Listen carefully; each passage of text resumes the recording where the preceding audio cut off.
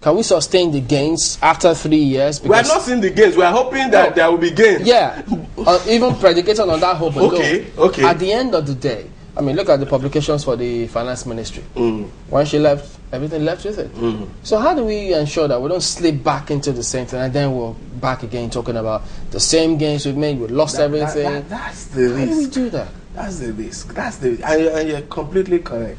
How do I put? Which means we have to project 2015.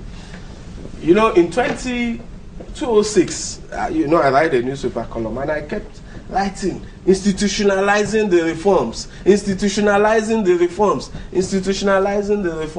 and then the preoccupation in Abuja was not institutionalizing anything, but the third term distraction, as I put it then. So that's the risk, and that's the usual Nigerian cycle.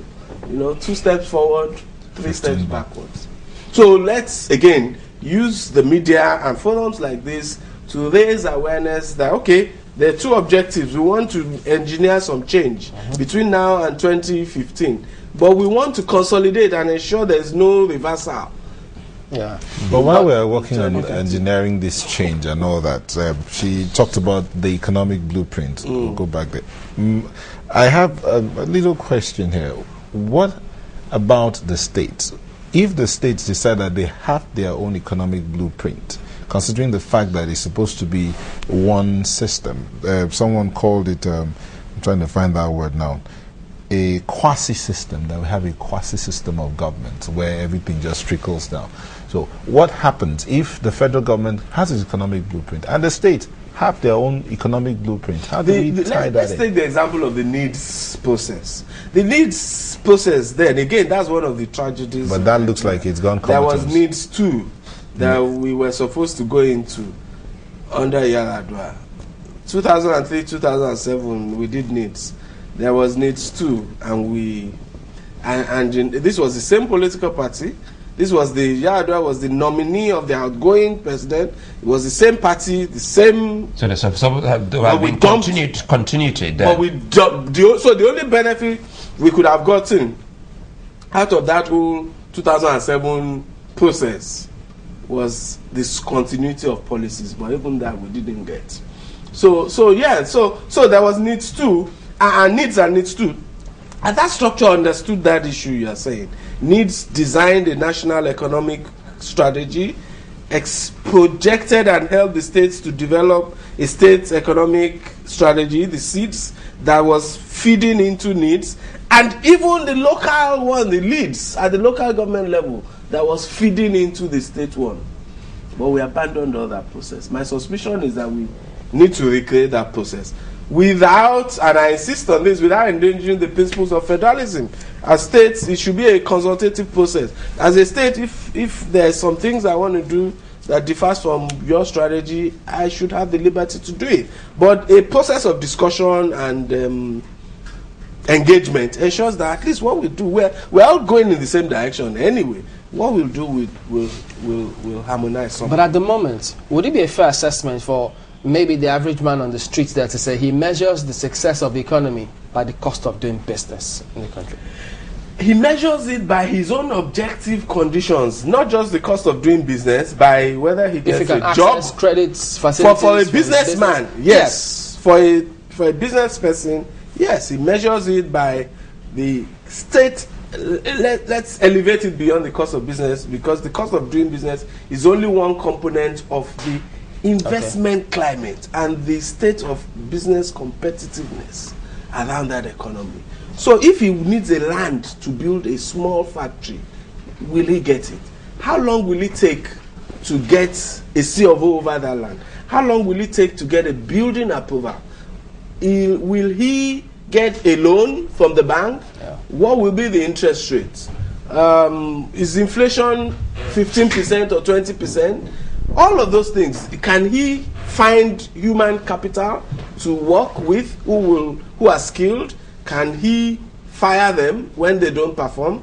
Can he... All of those factors, cumulatively, what's the cost of infrastructure, transportation, logistics? If he imports inputs from China, how long will it stay at the ports? What will immigration do when he has a guest coming? The whole issue of how the investment climate reforms that we need, the state of business competitiveness, infrastructure, and all of those things accumulates into whether a small entrepreneur has a chance. Can anything offset all of this, like insecurity? Oh, insecurity is part of that whole complex. So the state of law enforcement, the protection of his title to his assets, the fact that he gets killed on the way to the bank, those are all factors that, so for a business, those are clearly the issues. For individuals and households, it's about poverty, jobs, all of those things. The rate of inflation, access to credit also, education their children get, health services their families get. But what is the current situation now in terms of access to credit? Because I know that they were talking about it so much. Let me tell you my personal opinion. Clearly, the data shows that since 2009, when we started the banking sector cleanup, access to credit data the conclusion is compelling. The private sector credit has suffered, and it's clear. Beyond that generalized contraction in private sector credit, I worry in particular about the small and medium enterprise segment of the financial. They drive the economy.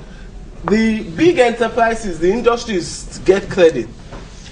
We're trying to create microfinance, which we haven't done successfully so far, for micro enterprises. Mm-hmm. There's a whole small and medium enterprise segment that are suffering from lack of access to credit. And the current structure of our financial sector tends to ignore that class. And that's the class that can create jobs. That's the class we want to focus policy attention on. So we need our financial sector managers to tell us, to think. I think so far the only thing that seems to address that sector in their policy is the regional banks, which they want to stimulate, but not much has happened in terms of anybody wanting to set up a regional bank. Obviously because of the very negative climate around financial services. So there certainly is a whole lot. But very quickly, isn't that a dicey affair? We're talking about regional banks, and the true nature of federalism is not even in place. Yeah, how come we pick one sometimes and some others? You know, one of the few benefits of the financial sector before consolidation was that there were a lot of small banks that gave credit to SMEs. But now we've wiped them out. So we need to rethink some of these things. Isn't that where the community banks came in? The community banks are the microfinance. There's a difference between the micro and the SME. The SME needs 25 million, 10 million, 5 million. The micro needs less than 250,000. That segment is not receiving attention enough.